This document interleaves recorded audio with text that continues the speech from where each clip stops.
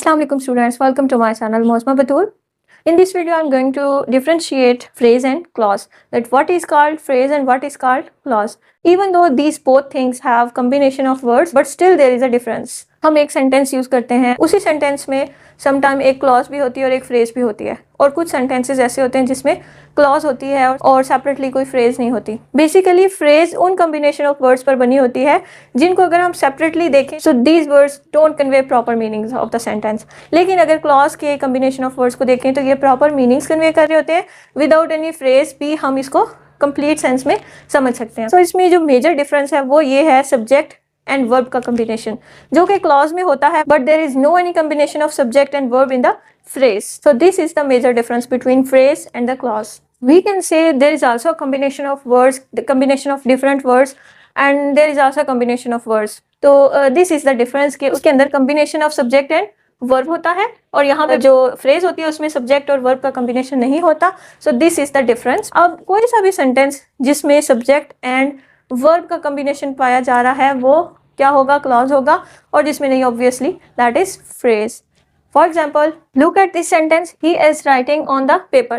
अब यहाँ पर अगर हम देखें ना तो ये पार्ट जो है ये क्लॉज है, यानी कि ये प्रॉपर मीनिंग कन्वे कर रहा है। ही इज राइटिंग, यहाँ पे सब्जेक्ट भी है एंड वर्ब भी है, ये कॉम्बिनेशन यहाँ पे कंप्लीट है और ये मीनिंग भी कन्वे कर रहा है कि वो लिख रहा है, तो ये क्लॉज है। और अगर इसी सेंटेंस में अगर हम देखें phrase, so this is the phrase on the paper, ये प्रपोजिशनल फ्रेज है लेकिन इसको हम बाद में एलैबोरेट करेंगे। सेपरेटली अगर हम इन वर्ड्स को यूज़ करें ऑन द पेपर, सो हमें इस बात का कॉन्टेक्स्ट समझ नहीं आएगा कि जो स्पीकर है व्हाट ही वांट्स टू से, but in another sense he is writing, ये सेंटेंस जो है वो कंप्लीट सेंस हमें दे रहा है, कंप्लीट मीनिंग्स दे रहा है। ये क्लॉज है, इसको किसी और वर्ड की या किसी और जो एक्सप्लेनेशन की ज़रूरत नहीं रहती, ये इटसेल्फ हमें प्रॉपर मीनिंग दे रहा होता है। ओके, और ये फ्रेज है। इसी तरह अगर मैं फ्रेज की एग्जाम्पल लिखूँ यहाँ पर, look at this example, children are playing in garden. Children are playing, subject and verb, so ये क्लॉज है, ये प्रॉपर मीनिंग दे रही है। इट्स मीन ये इसमें सब्जेक्ट भी और वर्ब भी है, so this is not phrase. So remaining part of the sentence in garden, this is not providing और कंटेक्चुअल मीनिंग कि सेंटेंस में क्या कहा जा रहा है, इन गार्डन, बाग में, ठीक है। सो ये फ्रेज होगी और ये क्लॉज है।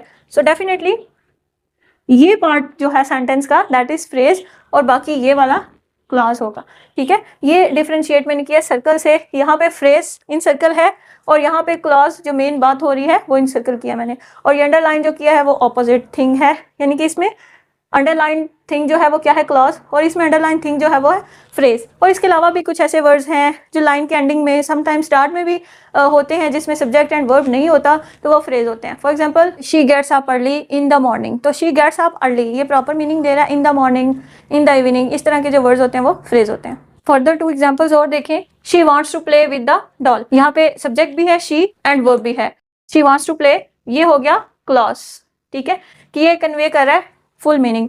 But remaining part of the sentence with the doll, ये क्या है, ये फ्रेज है, जो कि अगर हम अकेले इसका मीनिंग देखें तो कोई मीनिंग नहीं बनता कंटेक्चुअल। ये हम फ्रेज में लिख सकते हैं इस तरह के वर्ड्स जैसे in the morning, in garden, with the doll.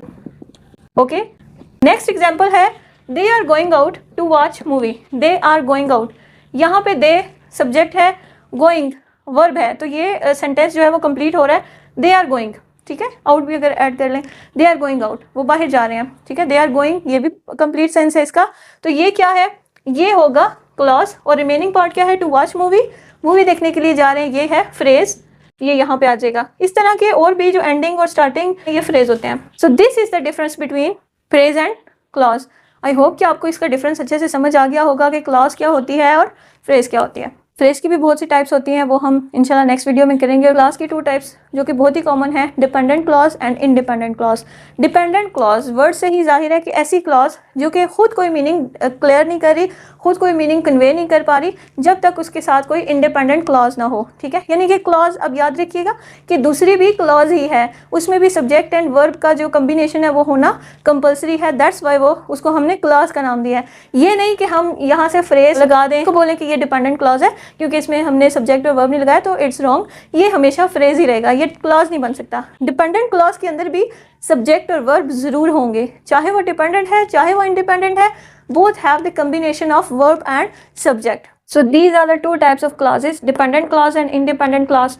Dependent clause needs independent clause to complete or proper meanings, और independent clause can be used alone क्योंकि इसके proper meanings होते हैं और इसको dependent clause की ज़रूरत नहीं पड़ती है. Sometime हमारे sentences में हम जब बात कर रहे होते हैं तो हम कोई independent clause यूज़ कर रहे होते हैं. Sometime we use dependent clause, लेकिन ये हमारे जो सेंटेंसेस होते हैं उन पर डिपेंड करता है कि